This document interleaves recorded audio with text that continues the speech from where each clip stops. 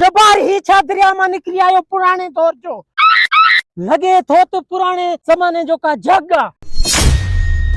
बादशाही जग लगे थो निभागा कारे भजी वए हेरे भजिया मोगा इन जग के पानी में उछल इनमें नांग बला ना हो जाए पांच साह प्यारो थी तो हरे मारे भजिया। अरे बेवकूफ इंसान हे को पटारो ना है जोगियारो जे इनमें नांग पयल हुंदो हेत का पुराने दौर जो जग लगे थो मुखे पुराने वक्तन में बादशाह इनमें हीरा जवाहरात रखंदा हुया हूं भी ते हे दरिया पुराने दौर जो आ हलिया मुडे निभागा हरू भरू डिजी पियो हे का पटारो ना जे इनमें नांग हुंदो इनमें का कीमती खजानो लगे थो लाख तो खोलेस। हाँ यार आज सियाणो बनी थो हेत लाख लगला इनमें खोले दी सांस मन खुली पवे हाँ खुली भाई चंपा तो नान गजा निभागा लाख तो खुली वही है बियो तालो जे लगला इयो किए खोल दो चाबी थी हथौड़ी से खोल निभागा है हथौड़िया वन का सुरीलो पत्थर खणिया केड़े बेवकूफ सांची टकरियो इंसान धक लग दो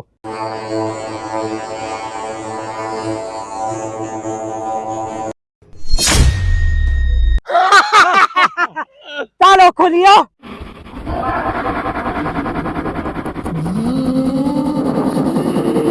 हाँ पीछा कोटरियों से पहाड़ निकतो कुओ वो भी मो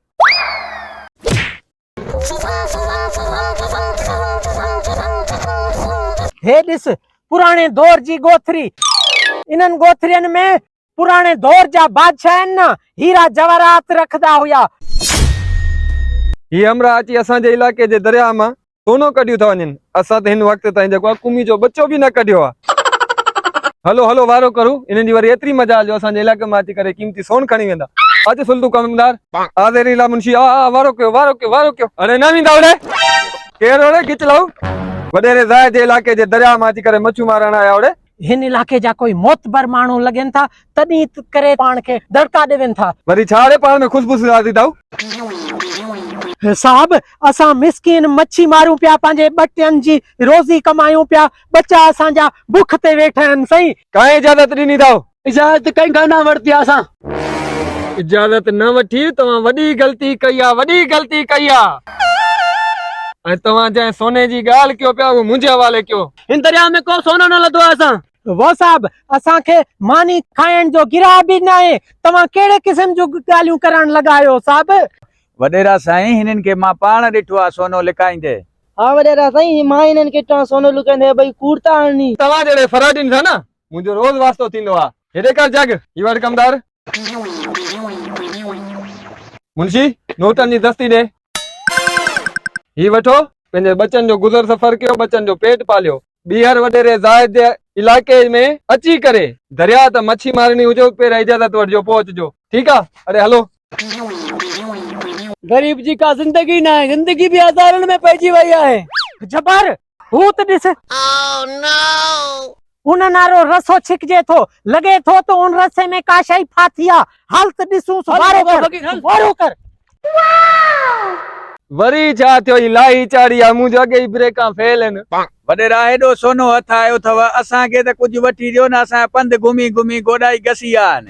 बाबा हुकुम कर छा वठी ॾियां साइकिल वठी ॾे न बा अरे हां लाथो थी यार वडेरे ज़ाहिद जो कमदार आ तूं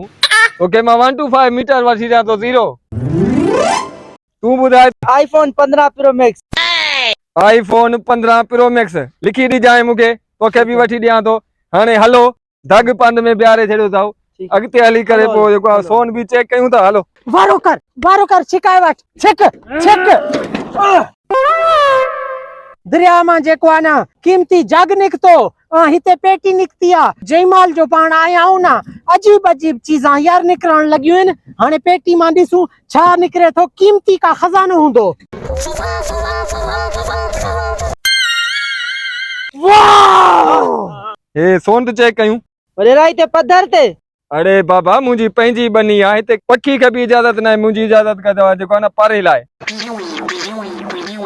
ओ वाह हीरा जवाहरात सोन बाकरो गोश्त था खाऊं हली होटल ते, पो वरी कराची हली करे सुठो का फ्लैट था वठूं, पो वरी घुमण हलदासे दुबई। हल जबार इते का जालिम वडेरो ना वरी पहुंची वने मोगे जी मार खबर न चार। अरे ही छा, ही तो पत्थर था निकरे न। अरे वरतो ही 125 मोटरसाइकिल, वरतो ही आईफोन, ₹1,00,000 बि मुंहिंजो वयो। अबोय